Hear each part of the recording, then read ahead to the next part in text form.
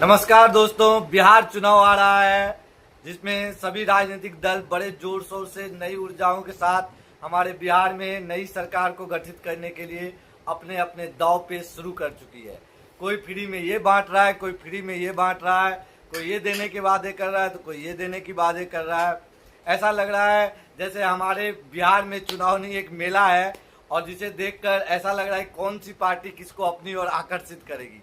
ये तो वक्त ही बताएगा कि जनता किसके और आकर्षित होगी और किसे वोट डालेगी।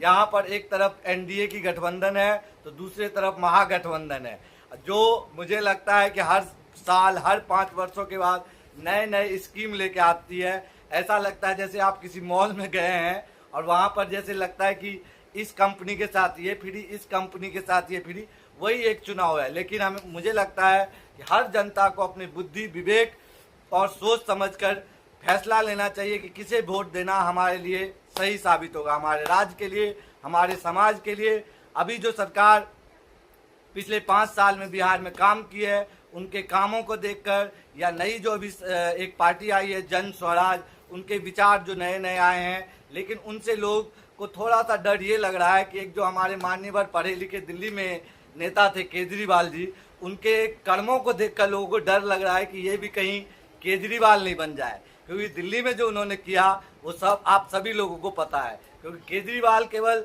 दिल्ली को बर्बाद करके नहीं गए थे, बल्कि वो एक भारत की जनता के अंदर एक विश्वास को भी मार के चले गए हैं। जैसा कि जो चीज़ें जन स्वराज के साथ सुनने के लिए मिल रहा है कि यदि आंदोलन से या कोई आदमी राजनीति में नई विचार लेकर आ रहा है तो उनके मन में, जनता के मन में एक डर बैठा हुआ है कि कहीं वो भी तो केजरीवाल की तरह अपने फायदे लेकर कहीं निकल तो नहीं जाएगी। खैर, ये तो वक्त ही बताएगा कि कौन सी पार्टी किस जनता को किस तरीके से अपनी ओर रिझाती है।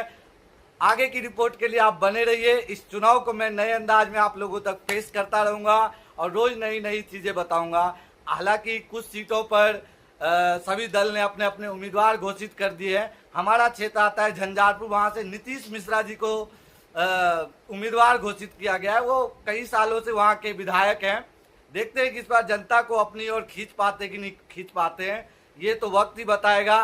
धन्यवाद। आगे की जानकारी के लिए आप मेरे साथ बने रहिए और मेरे वीडियो को लाइक, शेयर और सब्सक्राइब करते रहिए। धन्यवाद।